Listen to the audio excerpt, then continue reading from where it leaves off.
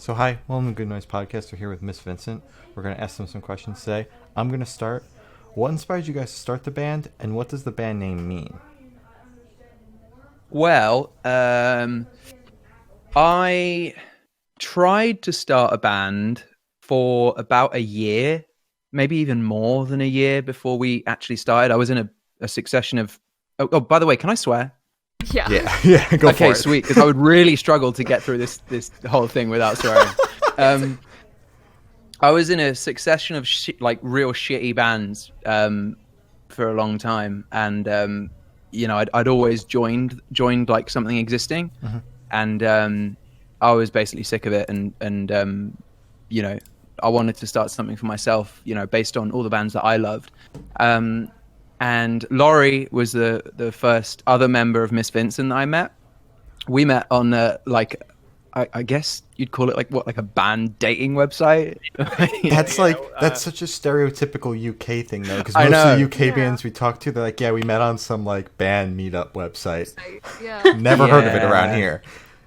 Yeah, I struggled for years to find a band member. Like that's why it got to that point. Like when I was at college, me and a friend of mine used to, you could basically just email everyone in the college with like 2 clicks. You could just select the entire address book, and we'd send out emails and be like trying to start a band and that kind of thing. And we never got a single response. And then even when I went to actually study music specifically, I still just couldn't find people that wanted to do the same kind of thing. So it wasn't until I guess I would have been 20 or 21, or at least 21, I think.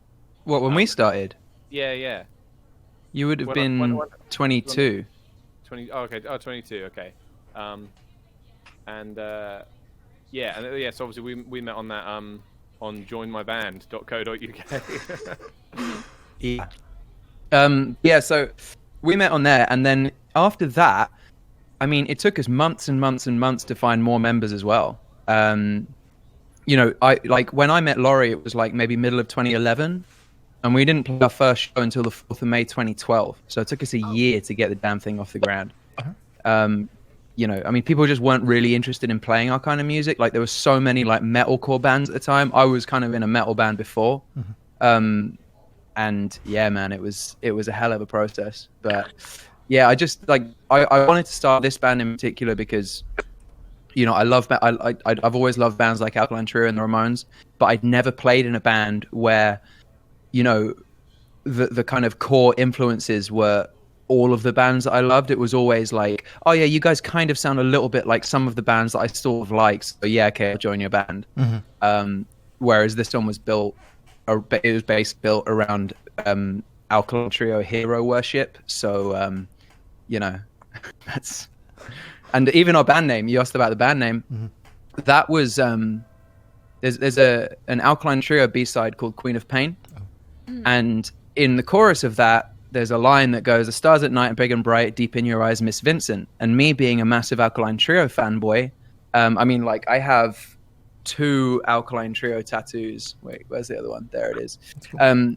And so me being the massive fanboy that I am, I was like, there's got to be a cool story associated with that. So I just Googled it.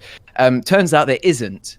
It's just, it's about a friend of his that lives in New York. But while I was Googling it, I found this other story about this woman called Joyce Vincent, who, she basically died watching TV. She wasn't old. She was like 40 something.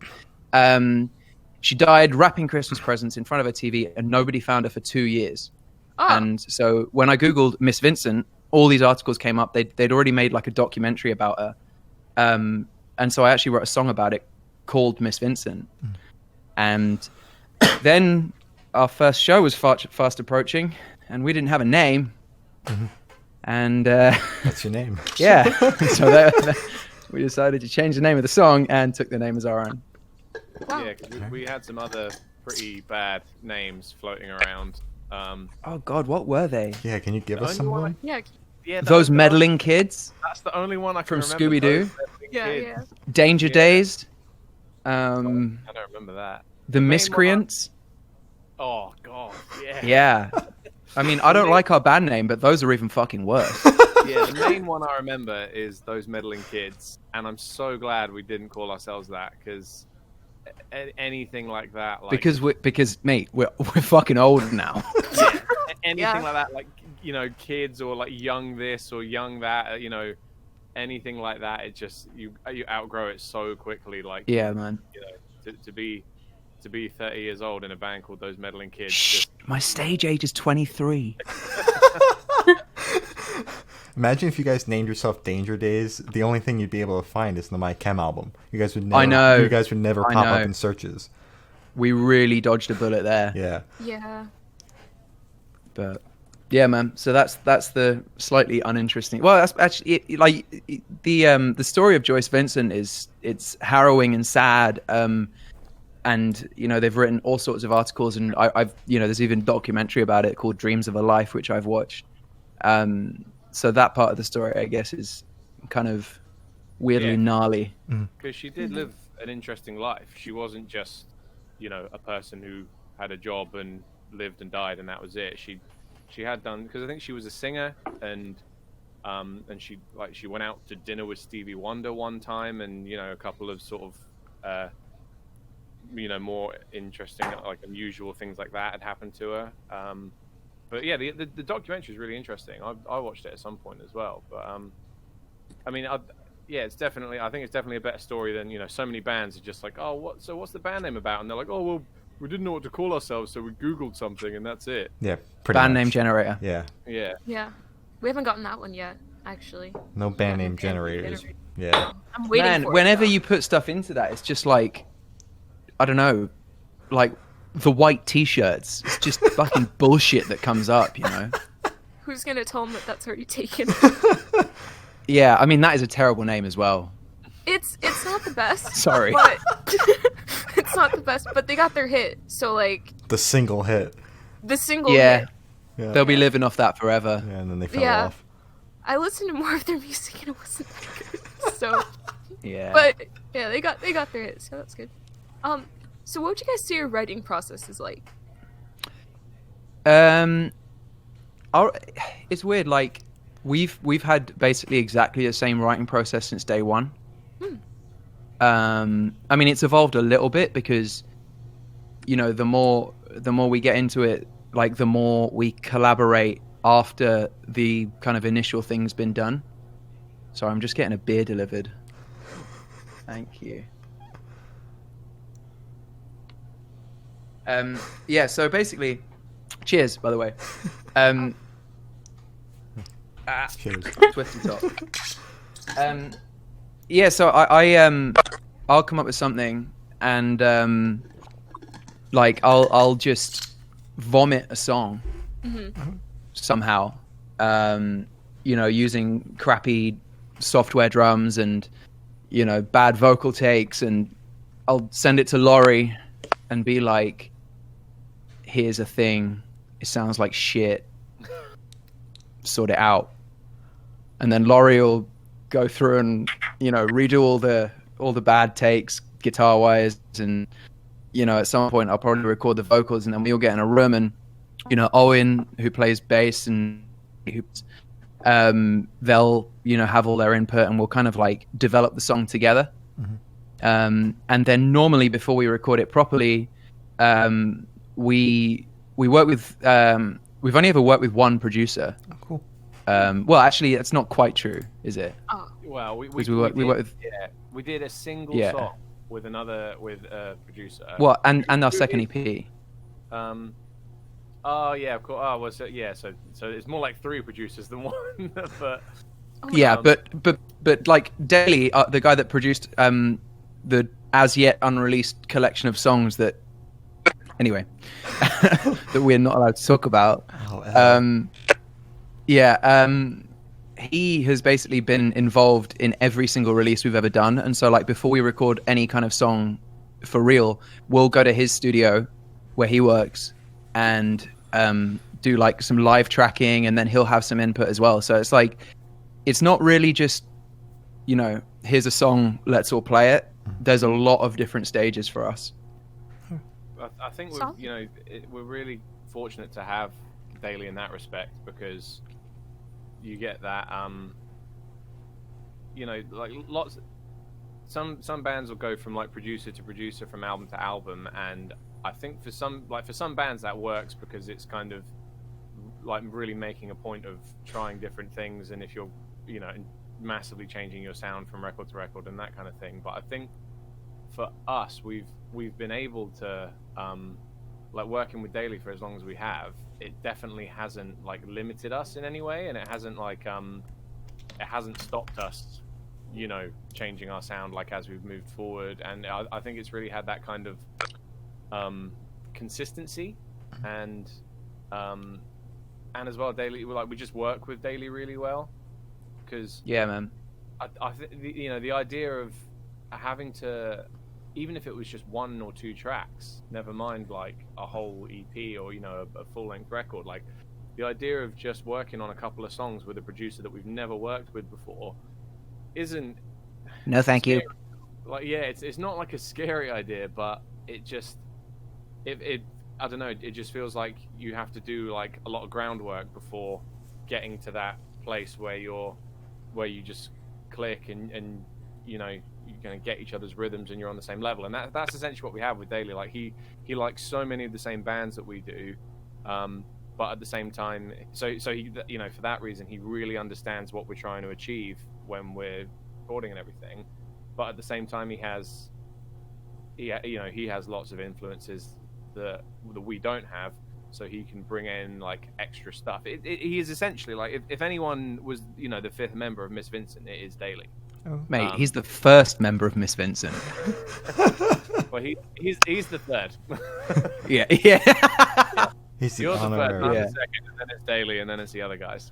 Yeah. Honorary And like members. as well with Daily, like we recorded our first ever EP with him in his dad's garage, and so like we've kind of come up together.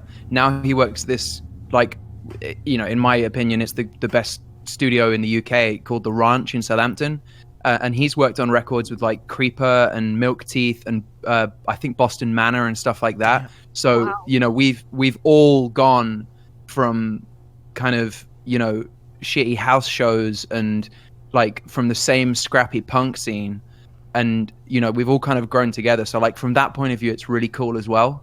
But yeah, enough about Daily. We could talk about him for hours. That's cool. Yeah. It's like that was really wholesome. I don't know. It's Yeah, we love Daily, man. Yeah, I mean, we're with obviously with lockdown and everything at the moment, like I think pretty much every band is just sat at home trying to work on new music and that kind of thing. So, I've spoken to Daily like very very regularly recently, just where we've been working on new stuff and just throwing ideas around and that kind of thing. And it's been nice to have a bit more time than usual to do that. And as well, it doesn't feel. What's nice is that lockdown hasn't restricted our writing process too much, because we've always worked remotely. Yeah. We've never been a band that gets together to like throw ideas around. So having to email songs back and forth is not new to us. So luckily that hasn't affected our writing process. If anything, it's given us more time to get on with stuff, and including Daily being included in that as well. That's awesome. That's perfect. Yeah. Yeah. So what was the first song you guys wrote as a band? First song. Yes. Yeah. Difficult to say really, because like by the time we were a band, I had maybe, I mean, most of them were terrible, but I had maybe like 20 songs to like kind of start us off in various levels of completion. The first song we made, like maybe played full at band practice, what would that have been? Yeah, I'm trying to think of a song that we have that didn't exist when when we started playing together and stuff like that. Was it maybe like Testing Times from our first EP? I honestly can't. That's a very good question. I have no idea. I think that's the first time a band has said I have absolutely no idea. Man, we've been a band for like approximately 8 million years. So, Older than the dinosaurs out there. yeah, genuinely. Yeah. Well, Told you, yeah, my stage age is 23. But yeah, it's weird because like I said, when you were just saying when we first got together, you already had like a big bank of songs, and I remember this is back before, even before Jack was in the band. So Jack is our previous drummer. So this is before Jack was in the band, when it was just... We do not talk about Jack. Oh god. It was just me, Alex, and our old bassist from years back as well. It was a girl called Daisy, and we were going through like Alex's bank of songs, and we were just like listening to them and being like, and putting them in yes, no, and maybe piles to kind of see if we liked them. And I think you had easily 25 or 30 songs. Oh wow. Holy Even shit. then, and I think most of them went on the no pile. Yeah. Oh, I mean, they always do, right? They always do. They're all still in my iTunes, just under Alex Marshall instead of under Miss Vincent. I'm gonna go and listen to some after this because I haven't listened to those in years. Damn. You should Yeah, like there's release them, like drop them as a bonus thing. No. Oh. Never seen the light I of mean, day. like, No. But yeah. So like we went through all those, and so that kind of blurs into going forward from there, because I don't really, because of the fact that our process has always been what it is, where you come up with a song and then I work on it and we go from there.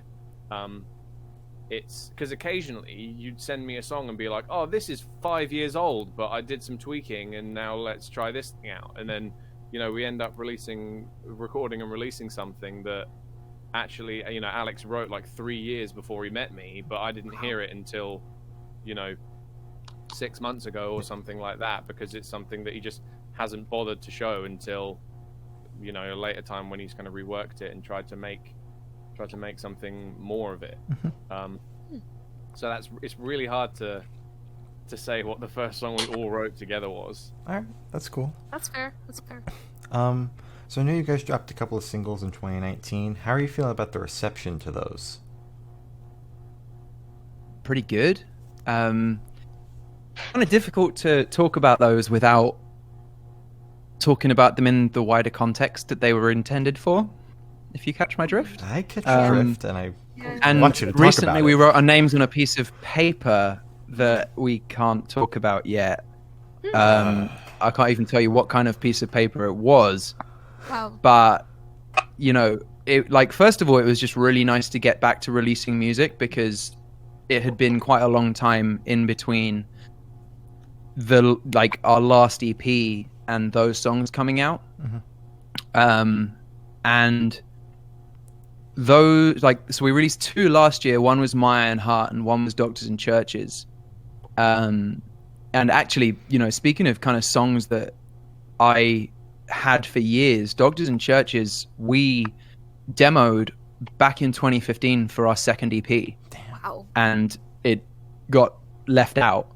And then we just sort of happened upon it one day, and I realized that there was still something there, and we ended up completely rewriting it. But yeah, man, reception wise, it was just really cool to be releasing stuff and kind of have people kind of get where we're going, because some bands, they, regardless of whether their first creative output is a hit or not, they kind of just hit on it. They either join a very established scene, or you can easily put their songs and their style into one kind of pigeonhole. Do you know what I mean? Yeah. Whereas, if you listen to our first EP and our second EP and our third EP, and then, all the songs we've released since then and what's to come, there's a hell of a progression. So, we didn't really know how people would react, but, yeah, I mean, it was basically everything that we could have hoped for. That's Do you know what I awesome. mean? Yeah. Yeah. And that was pretty cool. Yeah, I think it's definitely been positive. I think there are probably some people that were, but I think not a great deal. I think there are probably some people who were less keen on the newer stuff, but I think the majority of people who liked. But fuck everything- those guys. Well, yeah. I think the people who really liked the majority of what we've done previously still really like what we've done with the newer stuff, and because I really think you can see like a clear progression, like on each of our records. To me, there's one track that is always like a clear stepping stone going from one EP to the next. It's kind of, it's almost like there's one track where it's kind of like becomes like the blueprint for the next record. Yeah. We just kind of did more of that and just expanded it and that kind of thing. So I definitely think there's I think the majority of people who really kind of clicked with our earlier music still kind of get what we're doing and have carried on. Just kind of kept up with us and are still enjoying it, I think. That's good. Yeah. Yeah, I'm good. Yeah, I just want to say they are pretty good. Yeah. I listened to them. And speaking of those singles, I wanted to ask you, even though you guys are kind of saying, oh, we can't talk about it, I'm going to ask anyways. Are those singles leading up to an EP or an album, or are they just standalone? Can you say anything about that? They're not leading. I will say they're not leading up to an EP. Okay. I will say that. And they're leading up to something. Okay. Something. Yeah. Okay. Something. Just something. Yeah. All right. Can you tell us, like, Yeah. anything? Like... Or More music, more music. Okay. more Whoa. songs. More songs. Wow. Yeah. More I content. never would have guessed. Yeah, I would Yeah. say shows, but who knows when shows will happen right now. Yeah. Yeah. What's that? Shows, gigs, Never heard of them. Shows. What is live. Never heard of them. Live performances. that? Sounds terrifying. Sounds stupid, actually. Alrighty, so it's leading up to something, and we'll leave it at that before you guys tell us to fuck off. Yeah, I mean, I like this is a part of it being in a band that we don't particularly like, and I don't even really particularly agree with it. But like if it was up to me, we'd just be able to release stuff now, and like there's so much stuff that we've sat on for a while, and it's weird, man. Like we started out of a like kind of the classic kind of little punk scene of a few cities, and we toured very early as a band, so we kind of cut our teeth that way. But in terms of the kind of wider music industry, it's just not something I really enjoy doing. Yeah. If I'm honest. Yeah. I don't like the kind of level of bullshit, I guess. Okay. But the position that we're in now, just before we released those last two singles last year, we started working with our manager, who's been great, and has kind of shielded us from having to deal with too much bullshit, I guess. Well, that's but good, yeah. and also the people that we will be working with going forward are fantastic, and I'm so glad that we're working with those people in particular. That's good. Yeah, that's awesome. Without wishing to sound too cryptic, I fucking hate cryptic stuff. You're- You you're guys being are very so cryptic. fucking cryptic. Like, I'm just gonna and tell I you don't right want now. to keep Sorry, on I pushing you just- guys because like there's gonna get to a point I where would you're love just gonna to tell me talk to about shut it. up. But like I'll just Really, leave it I at would. that. Yeah, I really want to just tell you guys everything that is going on, but I'm not allowed to. Listen, That's when fair. it finally happens, let's talk about it. Yes. Yeah, exactly. Yeah, when it finally happens, if we'll it talk finally about it. happens. I mean, Well, maybe never the know. world will end at the end of the year. Who Yeah. knows? I mean, The world a might lot of implode. people are saying it's 2012 now, so That's what it feels hey, like. man, who knows? 2012. I fucking Yeah, wish. a lot of people are saying because of like back in the day, like a while back, we converted to a different calendar, and people are saying we lost 8 years or we added 8 years to our calendar. So a lot of people are like, oh, well, technically it's 2012, the world's gonna end, and I'm like, okay, I don't. Mate, the rate we're going, it would not surprise me. Honestly, True. I mean, there's like weird and crazy shit going on right now, but like, is it world ending? Not really. I mean, I think it It's literally on fire. Until the Literally. ground starts cracking open and like swallowing people up, like You got a point. you know, or if maybe if Cthulhu rises, then I'll start worrying. We but, got- That's like, in July, actually. Yeah, sadly, we have 6 months left, and we just started June. We have like 6.5 months left. Anything could happen. Honestly. Yeah. Yeah. But hey, I welcome the Dark Lord Cthulhu. All right. Good to With know. open arms. Yeah, all praise be to the Dark Lord. So, all right. So we already established that, like, shows don't exist anymore, and that's because we're all stuck at home and all that. So while we've been stuck at home, what bands have you guys been listening to lately, or artists?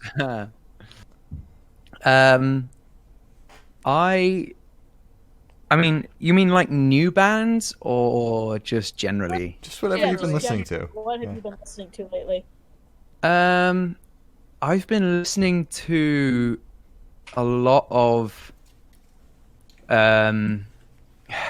it's kind of a weird mix of stuff. Like there's a few new bands that I really like. Like there's this band called The Nightmares from the UK, who kind of sound like if The Cure started a punk band but kept all the synths, and that's really up my street. So I love that. But generally, like, I listen to a lot of old music, like really fucking old music, like kind of 50s rock and roll. And at the moment there's just so much shit going on, and the kind of wider social change that we've been experiencing has really kind of pushed me back into the origins of rock. So I've been listening to a lot of like Fats Domino and Chuck Berry and Sister Rosetta Tharpe and stuff like that, because so much of the conversation in the last few weeks has been kind of how everybody relates to wider human rights and Black Lives Matter and stuff like that. And I mean, in reality, let's face it, there would be no rock and roll without black music. Like it came from rhythm and blues and stuff like that. And I've always loved like Chuck Berry and Fats Domino and stuff, but it's really kind of like reopened my love for that kind of like early, it sounds badly recorded these days, but it was fuck ages ago. Of course it does. But yeah, I've just been on such a hype for that kind of stuff right now. All right. I like that, yeah. And Laurie's been listening to John Mayer over and over again on repeat Not forever. I've been listening to Masked Intruder a lot, just because Masked Intruder are just such a fun band. So they literally just make me happy to listen to. So obviously with everything going on at the moment, it's just like it's nice to just be able to put something on that just easily brings a smile to your face. So that's nice. Not to mention they're just a really great band. So and they're relatively new to me as well, because like we played a show with them in August last year, and I'd listened to them a little bit before that show, but not a lot. And so we played the show, and they were just so great. I can't remember the last time. Like, that is probably the most fun I've had at a show ever. Wow. And I can't remember the last time I saw a band, and I was so quickly just like, I fucking love this band now. Because normally I'll see a band live and I'm like, yeah, they were good live, but I don't know if I like their music because I haven't heard it yet, and maybe they're going to be really different live to how they are on the record. Because that's happened to me, right, where I've seen some bands live and they've been really good, and then I've bought a record and I've taken it home and I've been like, eh, Yeah, I get Yeah. that. because they're a good live band, but they're maybe like the production's just not my thing, or the songs just aren't. They're a better live band than they are songwriters, so it's just like, yeah, these songs just aren't that good. But with Masked Intruder, I was just immediately like, this is amazing, and I'm having the best time ever. and obviously, they've got a ton of releases, so like, in the last year, or sort of nine months or so, I've just been gradually kind of listening and digesting all their stuff, which is great. But aside from them, like, recently I've been listening to some more kind of like guitar virtuoso stuff, which is because I teach guitar for my job. So, and I've got a couple of students who are like getting better and better now. So I'm having to like, obviously I'm having to like get better. And so, you know, I teach a couple of kids, one in particular who like, a couple years ago we were doing like such basic rock stuff, and now he's like, oh, I want to learn Steve Vai, and like, oh, can we do the solo from Beat It and stuff like that, and I'm like, wow. shit, I have to play this stuff. If you want to I'm going to teach it to you, I've got to learn it. So I'm like sitting there learning all these things now. So I've been listening to like you know, playing along with like Steve Vai and just more kind of like, you know, virtuoso based stuff, which is cool. And John Mayer, of course, because I'm always listening to John Mayer. Laurie loves John Mayer. Tasty. What about you guys? What have you guys been listening to? Oh, I always kick this one off. So, an unhealthy amount of corn. There was a metal band that had like one album and then dipped called Nightmares from Atlanta, Georgia. And I've been listening to their album just on repeat. Shit, what else? Motionless in White, Bring Me the Horizon, Slipknot, Chapel, all over the map pretty much. A bunch of pop punk lately too. So Nice. Glory exposed herself here. So I've been revisiting stuff that I used to listen to when I was like 8. So One Direction now. I'm learning that they still slap, which is You were kinda 8 cool. when One Direction came out? No, I was 8 when I started listening to One Direction. I was 6 when One Direction came out. Jesus We're young. Christ. We are young. Yeah. Oh my Yeah. We are God. children. Yeah, so yeah. And just like 21 Pilots, all the bands that we interview, I listen to like their entire discography, so it's like really cool to just, you know, dive into a new playlist every day. Just like Chapel, sometimes Motionless in White, if he's listening to it and I'm like, okay, I'll try another song, and then I usually regret it like 2 seconds in. Immediately, yeah. Her and I have Yeah. completely different music tastes. Rayanne and I are more Yeah. like similar music tastes. Glory and I are on opposite spectrums. Opposite, like completely opposite. Yeah. So yeah, Ryan, that's you. Yeah, I listen to a lot of metal too, like Ice Nine Kills, I Prevail. I listen to a lot of like Fall Out Boy and that kind of stuff too, though. Starset's a good band too, but yeah, basically Nice. That's- Real eclectic. I love it. yeah, Bunch of different stuff. all over the map. So I know you guys said that like quarantine hasn't affected your writing process at all. So have you guys been working on anything new while you've been stuck at home that you can tell That us you about? can tell us about. Yes. I mean, the thing is, we can talk about songs. We just can't talk about in the wider context. There's a couple songs that have really come out of quarantine for us, I think. Which it's almost like they're another stepping stone, like they're another step in the kind of wider direction we want to. And I mean, it's funny you say that because like literally when I was trying to sort out what Discord is and how to use it, Laurie like jumped on to make sure that, you know, I was using the software properly.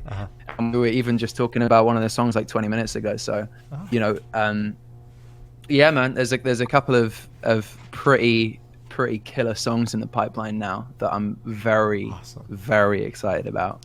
Very excited I'm about it. very excited to hear that. Me too. Yep. Yeah. Awesome. So, what artists would you say are your biggest inspirations while making music? Well, it's easy for me. One is The Rones, which is this Alkaline Trio, obviously. I like historically Green Day as well. Like when I was growing up, that was a really big band for me and my brother to bond over. So like, you know, they're, you know, I mean, also they're one of the biggest rock bands in the world. You know, you can't really, you know, they've done some of the biggest albums the last 20 years. So Yeah. So those are like the 3 cornerstones, I think, for me. I mean, like, you know, I'm a massive My Chem fan. I love the Misfits. I love Bruce Springsteen. But, you know, in terms of making music, it's pretty much triangle of the Ramones, Alkaline Trio, and Green Day. And, you know, That's kind of it. Plus loads of 50s rock and roll. Like I love Elvis and all those guys I mentioned before, and Johnny Cash, and yeah. Yeah, I mean, Solid. I think between the four of us in the band, Alkaline Trio is kind of like that's the center point, and then we've each got like, you know. I mean, let's face it, Laurie. It's the center point of all existence for everybody. So, you know. But you know what I mean? So you've got like, you know, you said Trio, and then Ramones, and then like, you know, some, you know, the more like 50 stuff and that kind of thing, and then for Owen, for example, you probably got like still Trio, The Beach Boys, and then you've got like the Beach Boys, and then I would probably say like, you know, Bad Religion would be like, yeah, I love Bad Religion. Sort of, but I would specifically say like Bad Religion kind of joins Nate and Owen together, and then and then for Nate again, you still got Trio, but then you've got his more kind of like, I think Nate probably has not the most eclectic, probably isn't the right word, because we all listen to like quite a variety of stuff, but Nate probably has the most I don't know.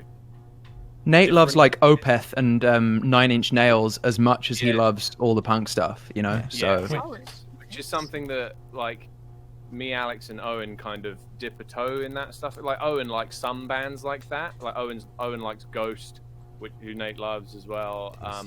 But Nate is like, you know, Nate is like knee deep in it, whereas Owen kind of like dips a couple toes in, and where I just kind of stand at the side like this, listening to John Mayer, just, you know. But thing is, when it comes to writing music for us, as much like guitarists like John Mayer and Steve Vai and Frank Zappa and guys like that, like they influence my guitar playing more so than like when it comes to writing, because I can't say we've ever written a song that there's not really anything in any of our music where I can point to and be like, oh yeah, that's because of John Mayer. Mm-hmm.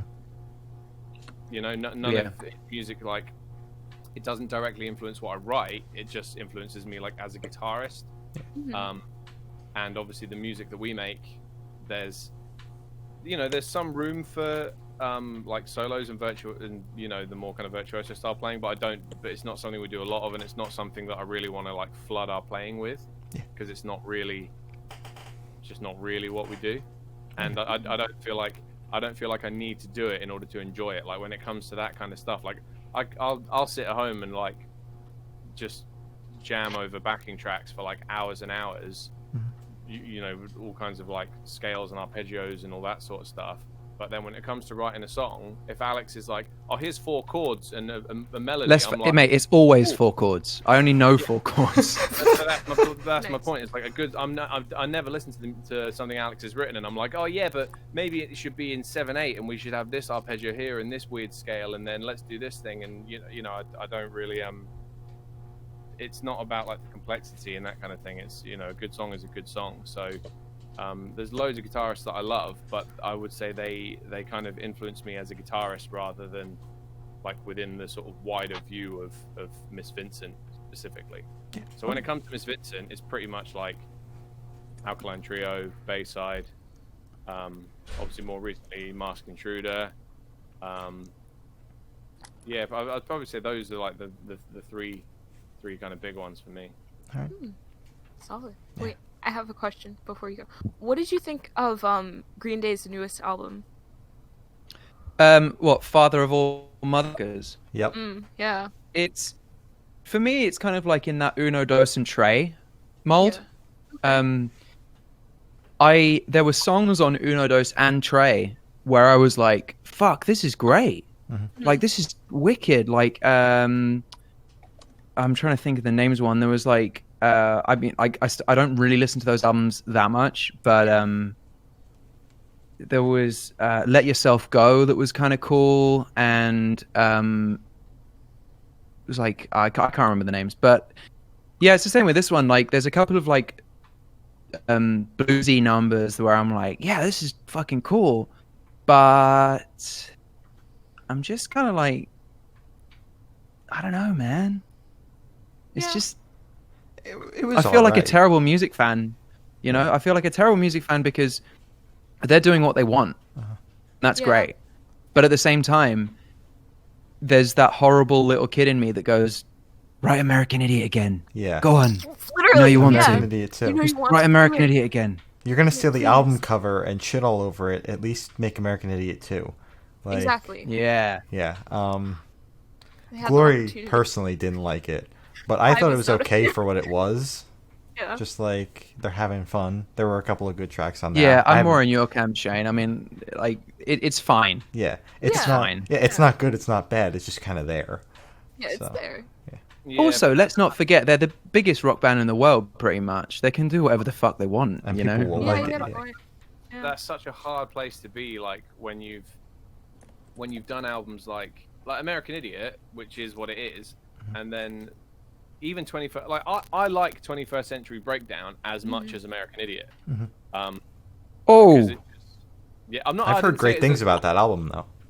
I didn't say it's. I didn't say it's as good. I said I like it. Okay. Alright, that's fair. That's fair. So yeah, I like that as much. Just because, I don't know. Maybe it's because American Idiot is. You know, I don't know. Maybe I've listened to it too many times. So I don't know. There's just something about 21st Century Breakdown which is a little bit more fun to me, I guess. But you know, coming off of like two incredible albums like that, it's so hard because you know you've hit such a high standard. Everyone just holds you to that standard forever. Yeah. So no matter what you do, that you could put out a great album, but because you put out two fantastic albums, people are just going to be like, "Yeah, that's good," Yeah, I get that. Yeah. That's and that's it. And it's such a like catch-22 for all bands. Once you've done something incredible, it's just kind of like, well, you better do something as good or better next time, or else fuck you. Yeah. And it's Oh, just yeah. like, you know, what you're supposed to do from it. And that's why, like Alex was saying, you know, they're doing what they want to, and that's great. I'd much rather hear a band do what they want to do and be like, well, I don't really like it, but at least you're doing what you want to do. I'd much rather that than have them try and churn out like what other people want them to do or what they think is popular or whatever, because that's just like a bummer when bands do that. I'd much rather they do what they want and I don't like it, but as long as it's what they actually want to do, then at least it's like it still has like artistic integrity. Yeah. Mm-hmm. And You know, every once in a while, like there might be a band you like that brings out an album that really sucks, and that's just a bummer. Yeah. Yeah. But as long as it's like not total dog shit and they're doing what they want to do, I'm kind of like, good for you. You keep doing it. Yeah.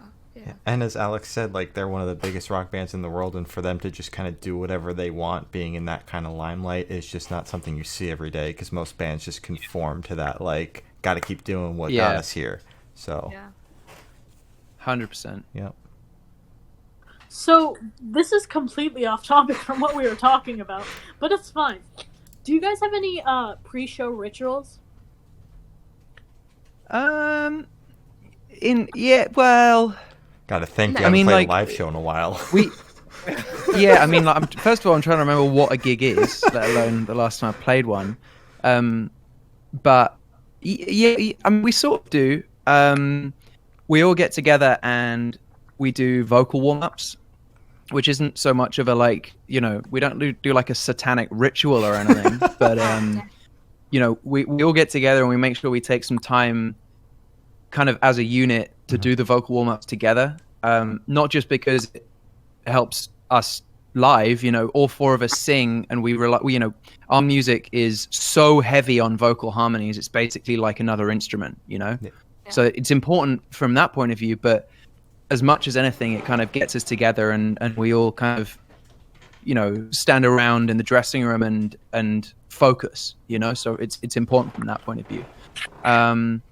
We also, just before we start playing, this is super lame. I can't believe I'm telling you guys this, but Oh my God. we all fist bump and look each other bang in the eyes and go, "Don't worry about it," which is a quote from the best worst movie of all time, The Room. Oh man, I've killed Glory. Glory's dead. I'm so sorry, Glory. Come back. Glory's got tears in her eyes. You can tell she's laughing so hard. I hope you Don't worry about it. Don't worry please tell about me it. I don't like. Okay. I love it though. It's great. Yeah, because most bands are just like, we nap and then we vocal warm up and we go on stage. You guys don't worry about it.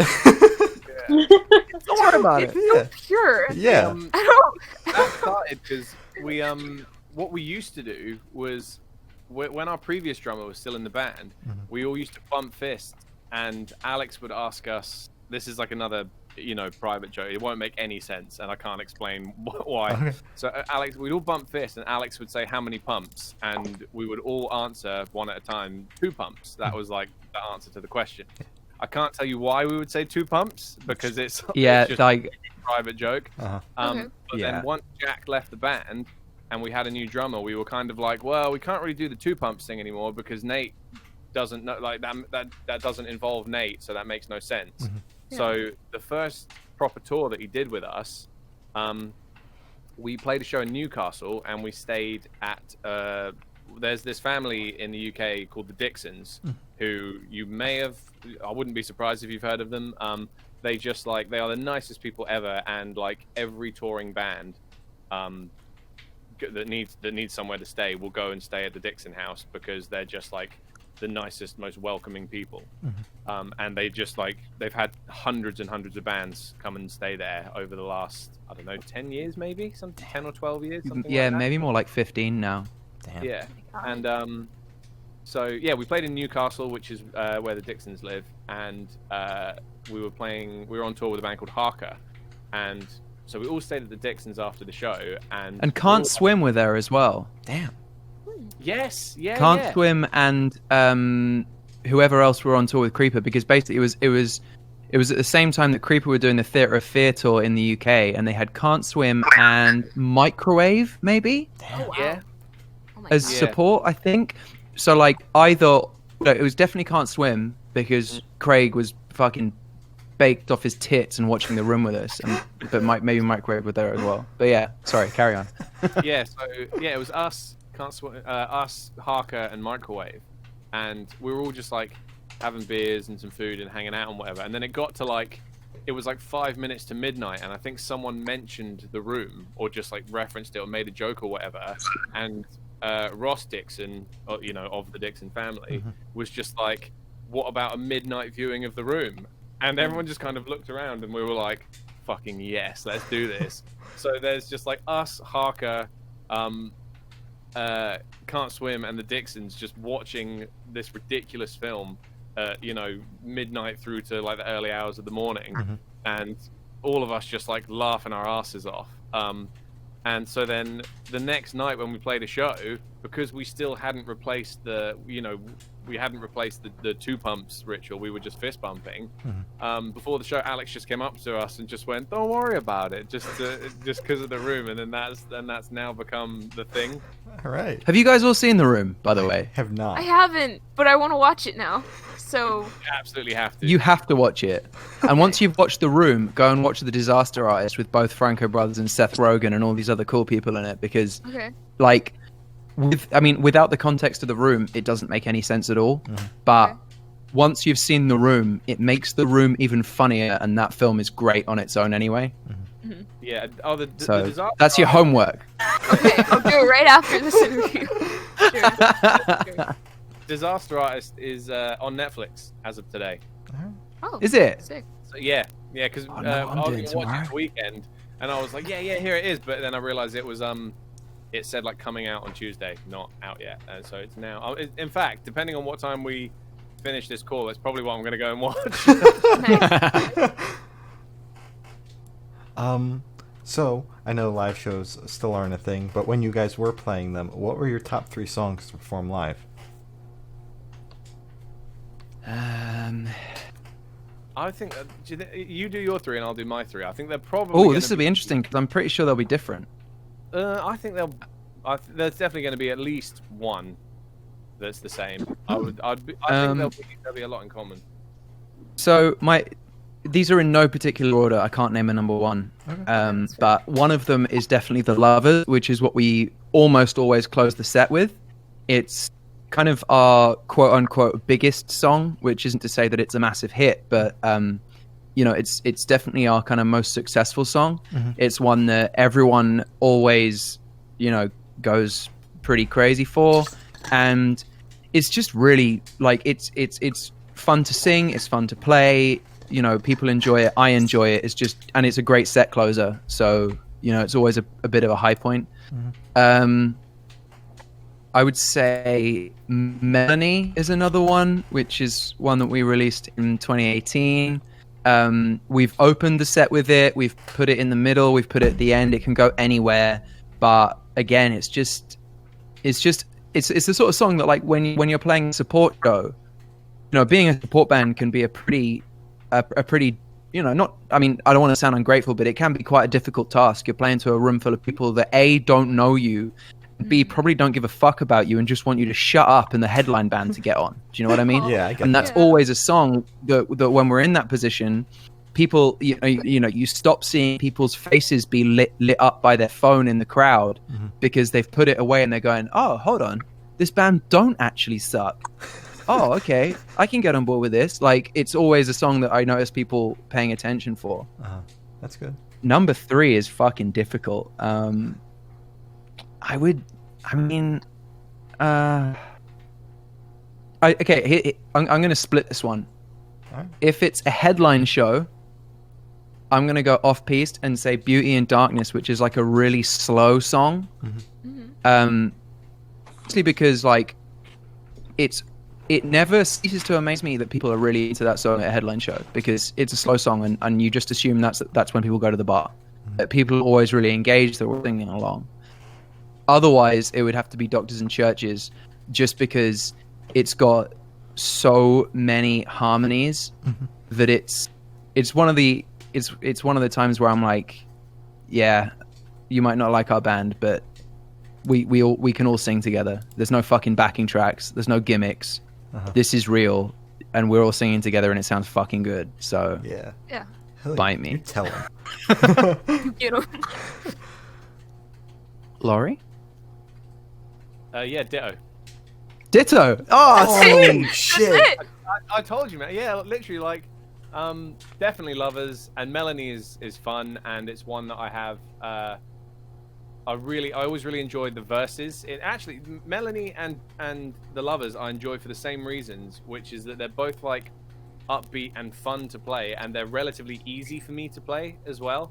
So when it gets to those points in the set, I can just be like, woo, and just like fuck around and enjoy myself, and I don't have to like think so much about what I'm doing because they're relatively easy for me to play.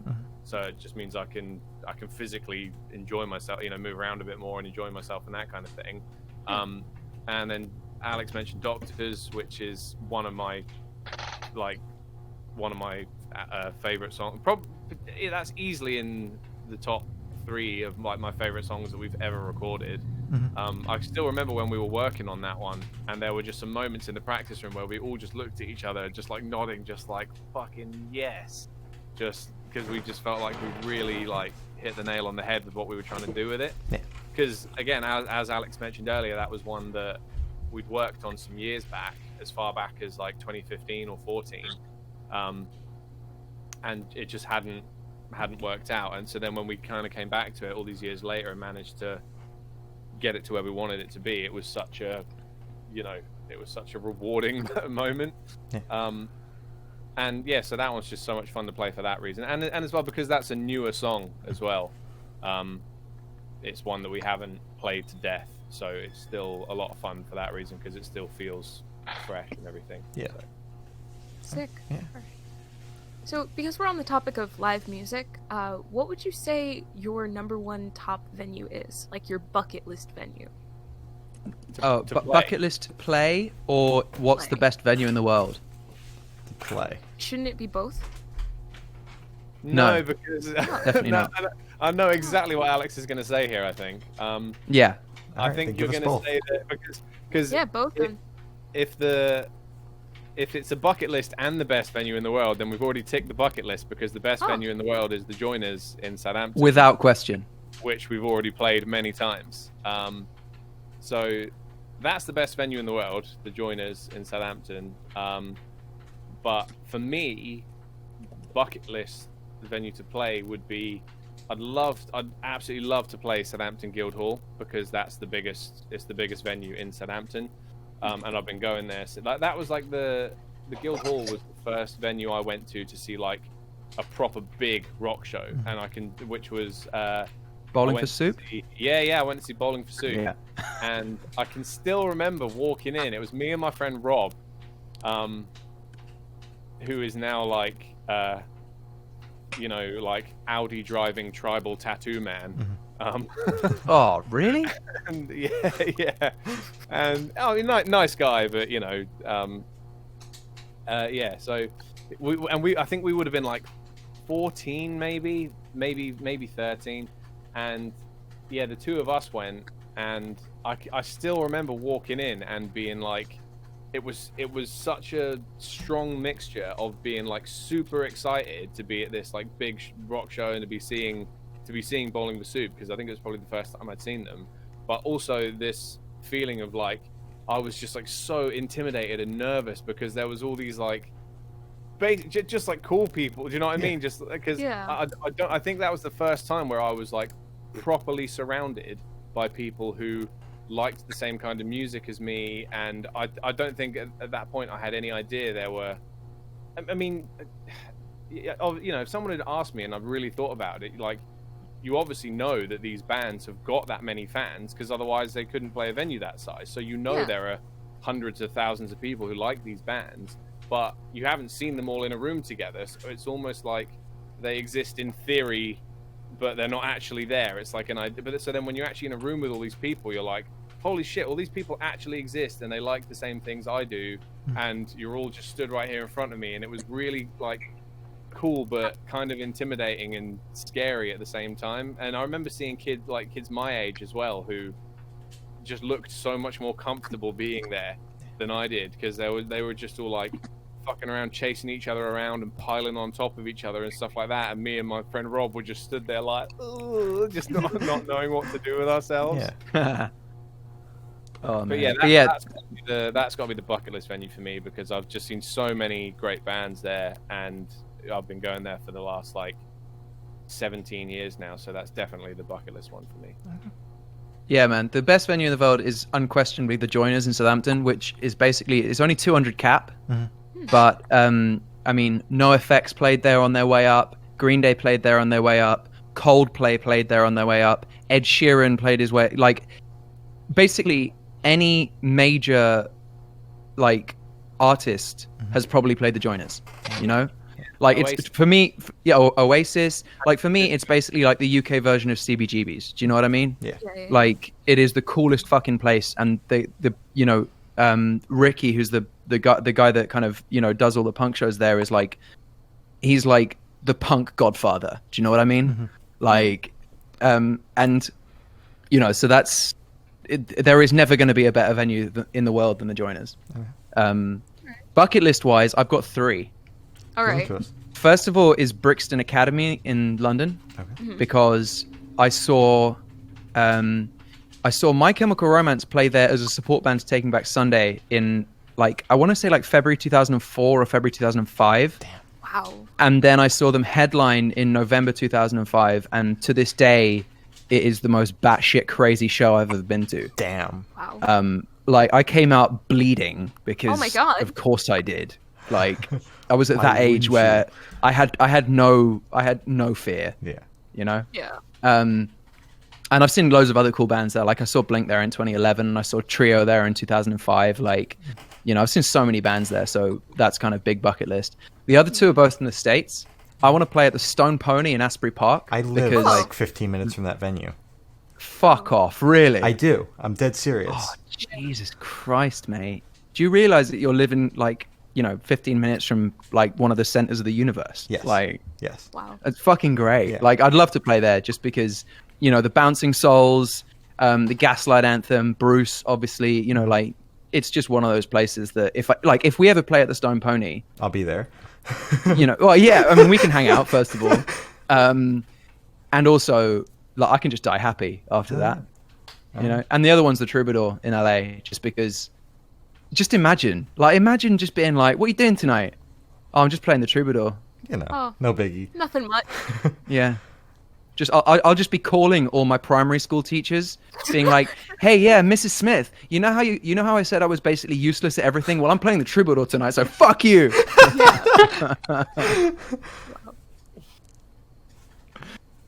So this is a pretty hard question, but so where do you see the band in the next 5 years? Broken up. That's a new one. We haven't done that one yet.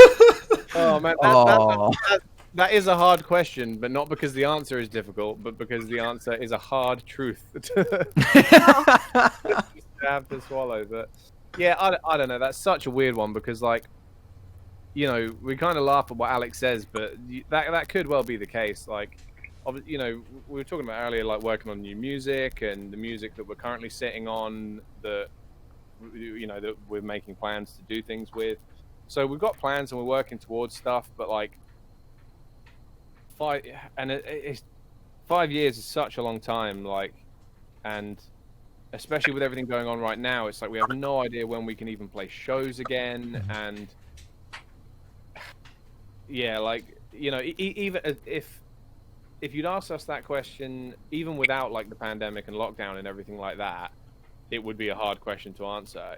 I think it's made even harder with everything going on with COVID, because like I think you know, COVID-19 is straight up going to kill some small independent bands because they're, you know, you get these bands that are like generating a little bit of momentum and you know, some buzz and some interest and that sort of thing, but there's only so much you can do by putting music out online and doing fucking Instagram live performances and stuff like that. And so if it ends up being like a whole year, or, you know, God forbid, even longer before bands can really start playing shows again, then some bands are just going to be like, well, fuck it, we're done, because we just can't wait that long to get back to it. Not because they're like being impatient and they're like, well, if I can't play a show now, then I don't want to play a show later. But it's more a case of like, life goes on even though shows aren't. Yeah. So you know, you don't even have to be a huge band. Like, there are some kind of mid-level bands that would sell, you know, sort of 500 or maybe more tickets in venues that can have a bit of a break, or, you know, this can happen and they can not play shows, but people are going to be gagging for it when they come back. But there are going to be some small bands where it's like, well, we didn't have enough of a fan base that there's not enough to return to after such a long period of absence. And, you know, taking into account like personal circumstances of like band members and that sort of thing, there are going to be so many people who are just like, well, I can't fucking do this because I spent like a year or however long not doing it, and it's just too difficult for me to just jump back into. Yeah, man. Like, that's you know, I don't want to be like a kind of negative Nancy, but, you know, we've been doing this long enough to know how fragile the music industry is. Do you know what I mean? Yeah. Like, but it, you know, in one sense, that makes me say ridiculous things like, well, we're pretty broken up in 5 years, but it also makes us quite dangerous because we're not naive. Do you know what I mean? Yeah. We know exactly what we're in. So yeah, I mean, where would I like to be in 5 years? I would love for this band to be supporting me financially. I would love to be touring the world. You know, obviously, that's what every guy or person, you know, in a band wants to do. But you know, 5 years is a long time. Yeah. Yeah, I mean, I'd say the same. Like, hopefully in 5 years. I mean, at the very least, I would like us to still be making music, even if we're not playing shows anymore, or if we're literally doing like one show a year at the Joiners, just as and when, you know, a cool punk band comes through and Ricky's happy to be like, yeah, fuck it, you can support, and we'll just do one show a year, and maybe we release some songs every now and then, but we just do it like when we want to. Yeah. You know, rather than being like, oh, we got a tour and we need to do this and we need to do that, and oh shit, have you spoken to our manager because this thing happened and we need to contact this person. If in 5 years time we're still like working on music together, but it's just an as and when thing, like I'll take that as, you know, if Yeah, man. like Alex said, the dream is to still be touring and for it to support us, or at the very least it needs to support itself. Yeah. At the very least. Yeah. All right. Understandable. That is the most like Debbie Downer answer we've gotten. Like, I'm so sorry. ever. That's our band all over, man. We know exactly what we're in. Yeah. But I mean, you know, like it's a double-edged sword, isn't it? Because I would rather be in the position that we're still making music together, still having fun, but not necessarily touring. I get that. Yeah. But making music that I love and is artistically fulfilling, than I would be touring the world making music that I fucking hate. Yeah. You know? I get that. Yeah, 100%. Makes And perfect as well, sense. when it comes to touring, like sometimes you get these bands that, you know, a band might break up, and even if they've got like a really big fan base, people are like gutted by it. But it's more, as important as live music is, I think it's when bands break up. Personally, for me, the more disappointing thing is, shit, they're never going to release another record. Whereas if one of my favorite bands was like, we're retiring from touring, but we're still going to make records, I'd be like, well, that sucks because you're a great band and I you know, always want to go and see you live. But if you think about the number of times you would listen to a record in a year, next to the number of times you might see that band in a year, it just doesn't compare. You know, like I've seen Alkaline Trio, I think 3 times or 2 times. I've only seen them like 2, maybe 3 times live. Whereas I've spent God knows how many hours listening to Trio. Yeah. So if they were like, we're not going to tour anymore, but we're still going to make records, I'd be like, fine, I'll take that. Who knows, like when I next would have seen them live anyway. Yeah. Like it sucks. Like you still want to have that, you know, like I said, you know, as important as live music is, you still want to have that experience of going to see a band. But I think when bands break up, the most disappointing thing is that they're no longer, you know, there's going to be no more like creative output from them. Yeah. You can always go back and listen to the albums that you like, but there's not going to be any new ones, which is always the really exciting thing. So, you know, if we can find ourselves, if we end up in the same position where it's just like, yeah, we don't play shows anymore, but we still make music, like, oh, that still hopefully would be very, it would still be very satisfying. Yeah. All right. Yeah, that makes sense. Yeah, that does. So for the last couple questions, we're going to shift away from music and hopefully change the mood. And go straight to death row. So if you're on death row, what would your last meal be with a drink? Oh. Difficult one. It is. It is. I would have to say, oh shit, man, you've really got me with that one. God, yes, finally. Stop Yeah, it. sorry, we Got thought him. like it's really difficult to shut us up. So you know, you've done quite a good job there to make me not be able to just like talk at you for 10 minutes. Jeez.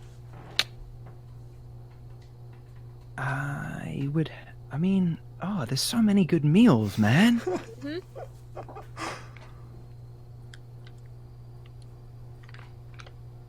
Get all of them. I mean, Yeah. Hey, they if can't it's stop you. yeah, I don't have to choose one. I can have a fucking bunch, can't I? Yeah. Have like a sushi pizza burrito if you want. Huh? That's no. basically like the holy trifecta. I would have to have like, I would say large New York style pizza with a side of every single kind of vegetarian sushi that you can possibly imagine, Okay. and the Valid. biggest burrito that you've ever seen Okay. from a place In fact, it's going to be a very specific burrito as well. There's a place in Oak Ridge, Tennessee, and Oak Ridge wasn't on maps before 1960. That's how fucking small Oak Ridge is. I was there for work once, and I think about the burrito now, and my mouth starts watering. That's how good it was. So that burrito with some New York style pizza and a side of sushi, and drinks wise, I'd have to go for like a couple beers, a bottle of like red wine, like maybe Chianti or something. And right now, so you guys have hard seltzer in the US, right? Like Yes. that's where it comes from.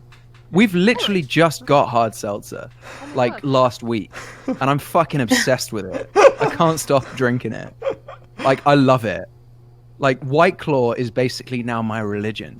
Oh, So I'd have to say like a whole fucking case of White Claw, nice. All right. and that's what I'm going with. All right. So they're not going to have to inject you. You're just going to implode from the inside out. Yeah, they're not even gonna have to kill me. Yeah. Like, You already got it. Yeah. You got yeah, it. I've got that covered. They're like, come on. And then you're like, no, don't worry. I got it covered. Yeah. I got you. Postpone it till tomorrow. I'll be dead by then. Don't worry. Yeah, I'll be fine. Yeah, I'll be fine. So that was Take both of you. rejection from somebody else. I'll just have some toast. Some toast. Just some toast. Wow. I would probably just have like a shit ton of veggie sushi. Uh-huh.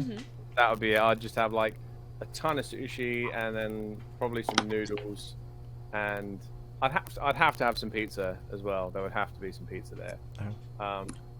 But yeah, it'd just be like sushi, pizza, and then for drinks, I would definitely want a beer, a Jack Daniels and Coke, and no, that'd probably be it. Just a beer. Mate, and a wait Jack- until you tried White Claw. What's Oh that? my god.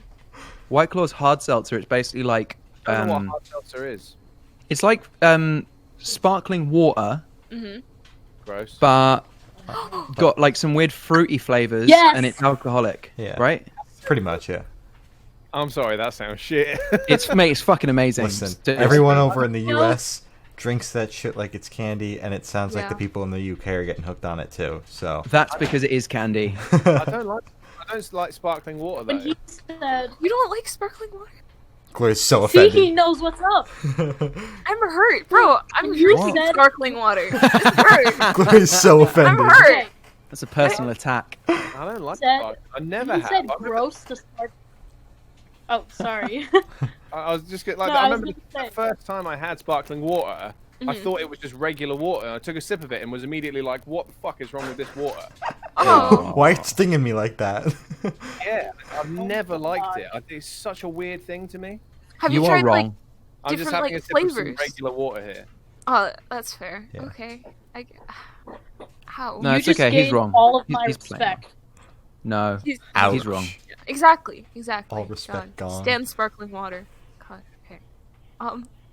So moving on Sparkling from water food, is so bad. It's not No, it's great. amazing. Try a different flavor. Just yeah. Okay. Biased So is. moving on from food, we're gonna go to fictional worlds. So if you could go and live in a fictional world for a week, which one would you live in? An existing one, or No, fictional world. Fictional. no, Like as a an book. existing fictional world, like, or can I make my own one? None of them exist. Are you talking about like one that's not in like a TV show or something like? Yeah, one yeah. Make yeah. up on the spot. We've never gotten that question before. So go Oh, for it. Sure. Yeah. Wow, you guys are like breaking the mold. Oh, okay. Yeah. Go for it. Where would I live? Are you going to think about it for a minute? Because I know exactly where I would live. I would go and live in the Shire. Yeah, I fucking knew you'd say that. Yeah, I'd never mind a week. I would just stay there forever. They'd be like, all right, it's your time to leave, and they'd be like, no. No. I'd leave all of this behind and just go and live there forever. That's fine with me. I'd go and live in Arendelle. Arendelle. Nice. Wait, Arendelle. I know that. Yeah, it's Where's like that from? got off as soon as I was about to. Yeah. So It's familiar. from Frozen. It's from Oh, that's it. Oh my god. Okay, good. Yeah. Sorry, I was like, wait, I know that. Yeah. Yeah. Frozen. Solid. It just seems like a nice place to live, and there's a talking snowman. Hell Yeah. So Yeah. Those are two answers we have never gotten before. Exactly. Typically Oh, we've people- gotten. Oh No yeah. one Typically, Wait. Shire from Lord of the Rings. Maybe We've gotten Middle Earth, Yes. but we haven't gotten the Shire Oh. specifically. Yeah. Like, but there's so many bad parts of Middle Earth. That's what I said. Yeah. Typically, Yeah, they're just Yeah, like no. It's Harry like, Potter, it's a Star, mess. Star Wars. Harry could be- Potter, Star Wars, and Pokemon. Bad shit happened. It could be then. You know. Yeah. Okay. Yeah. I'd love to go and live in the Star Wars universe, but I just feel like I'd end up getting shot at. Exactly. Well, you'd wind up getting like stabbed with those lightsaber things. Lightsabers. Yeah. Yeah. Just sliced in like, half. Like. That seems like a bit of a... Unimportant people who gets blown up on a planet. Yeah. Oh, sad. You'd end up living on Tatooine. Yeah. Oh God. Somebody actually said that. Oh, this is great. Vaporized. I love it here. All right. Ryan. Ram. Okay. Did she die? I think Ryan is dead. Oh, no. Shit. Yeah. Oh. So, Oh. Oh, is everyone back? Ryan. Ram. Okay, so I have the honor of yeah, you asking go. the last question. Most people say it's the most important question. What is your favorite color? Can I say black? Yes, because black is a color, not a shade. Everyone says black is the absence of color, you and I totally fucking- disagree. Exactly. Mine's blue. Okay, Blue. solid. Okay. Solid. I agree with Alex's color choice. Always black. I agree. Like, I agree with that. I would say 90% of my wardrobe is black. Same here. Oh yeah. I mean, I don't have Mine. any blue clothes, but blue is still my favorite color. All right, Yeah. Respect. If I was buying anything, I would want it to be in black. Yeah. I recently bought a new car, and I was gutted that I couldn't find one in black. Ouch. Oh. Let's say Like, black's not a color. If black's not, let's say that's not allowed, then what's your answer? Mm-hmm. fuck. Very dark grey? There you No. go. Yeah. Nice. Yeah. All right. There's the loophole right there. Very dark white. Very dark Yeah, white. very dark white. There you go. See? Boom. I'll take that. Yep. I'll take that. So as I said, that's all the questions we have today. Is there anything you would like to plug? Oh, yes, but it's not announced yet. Oh, I mean, just. I mean, unmute. outside of all of the normal things, like go and follow us on the internet. We're at Miss Vincent Band on like every social media.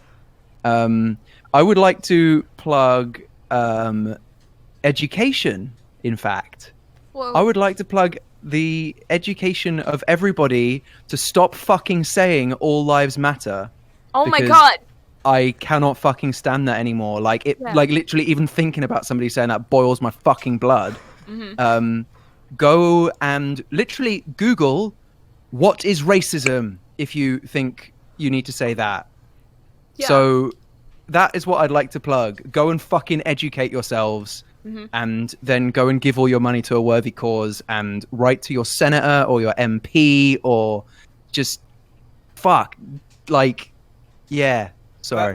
You saying that reminded me. When is this likely to be online? I think I a can month tell from you that now. right now. Yeah, Gloria will I give you a have it date, set up. but Wait, I can say it right now if I can find. Okay, July 10th.